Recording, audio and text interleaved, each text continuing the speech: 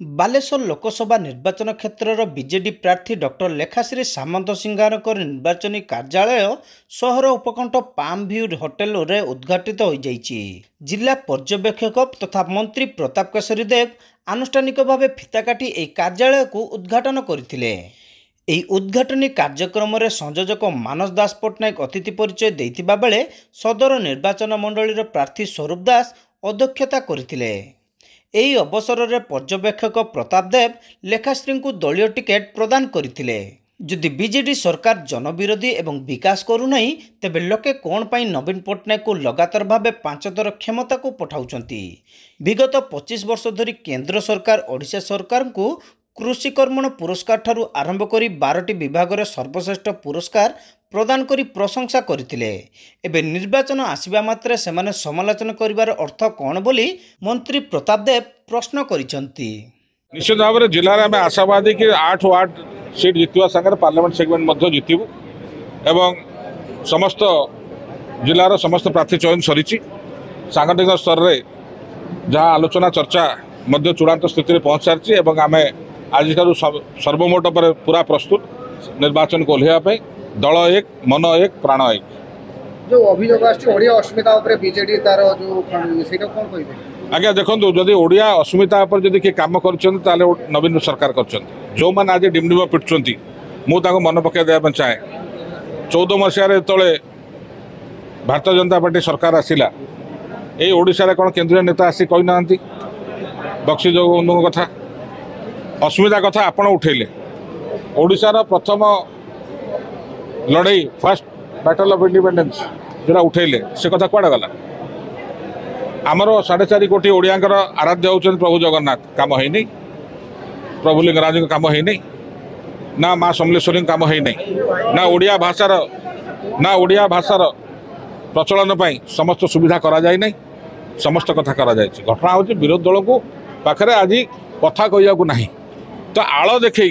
आप आज ओडिया अस्मिता कथा मन पड़ा कहीं 6 मास तले तो मन पड़ना वर्ष तले तो मन पड़ना विगत पंचायत इलेक्शन म्युनिसिपालिटी इलेक्शन तो मन पड़ना निश्चित भाव में गोटे निर्वाचन प्रहसन।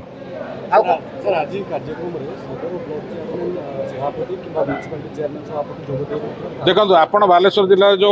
चिंताधारा गणमाध्यम अच्छी कि विजु जनता दल भितर एति कंदल फंदल अच्छी सेमती आम भर किसी ना यहाँ सांसद आज पार्टी ऑफिस उद्घाटन है एका समय समस्ते आसी पहुँचवाटा संभवपर नुहे। मुझे स्पष्ट आगे कही रखे एमती को दल ना विश्व जो दल में मतांतर ना कि मनांतर ना आम दल भी अच्छी आम समस्त को रखिकी आग को बढ़ुचु अंततः आम दल भर मुंडा फटाफटी होना चेयर फपड़ा हो टिकेट चेरा है राति अधर आउ जन को टिकेट दिया हो जमी बालेश्वर जन को दिया काटिक आउ जन को दिया आम दल से नीति नुहे आमर डेटे अनुशासन भितर चलते डिसिप्लिन भितर चलते मतांतर मतांतर मनांतर ना गणतंत्र केमती आसला ताकू जो आप भावुं ये बालेश्वर इश्यू करेंगे सेमती किसी हेबन समय कहू आ समय आपको उपयुक्त उत्तर दब। गत निर्वाचन कही नी पोड़ा ट्रांसफर्मर गत निर्वाचन कही नी बंगोपसागर फेक दो गत थर कही नी कि 120 कौन है भारतीय जनता पार्टी ने यात्रा पार्टी ये कथा सर्वस्व बाक्य विरोध पार्टी तेणुक आम विजु जनता दल आम कर्तव्य विश्वास करूँ काम विश्वास करूँ से आम कहू आम नेता गोटे कथा काम बेसी कम कथा सी जो डेट कहतु गथर कहून 14 मसीह से बजाऊे नवीन को देह खराब आपण गणमाध्यम अच्छा पाखे सब रेकर्डिंग अच्छी काढ़ु मुझे दलर मुखपात्र थी मुझे कथा कही आसुली आपण अपेक्षा कर जड़े हटिले आपण उठे ताने आपण को निजस्व किसी ना आपण अपेक्षा कर मोर क्षति हेल्ले आपण लाभ हम निश्चिंत भाव में इच्छा केवे सत होता लगे गतर 120 कही नी पूर्व वर्ष कही नी गत थर माननीय प्रधानमंत्री खुद आसी ओडिशा कही नी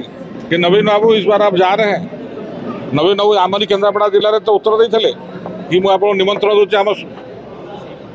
शपथ ग्रहण को आसवे तो ये परीक्षा अतीत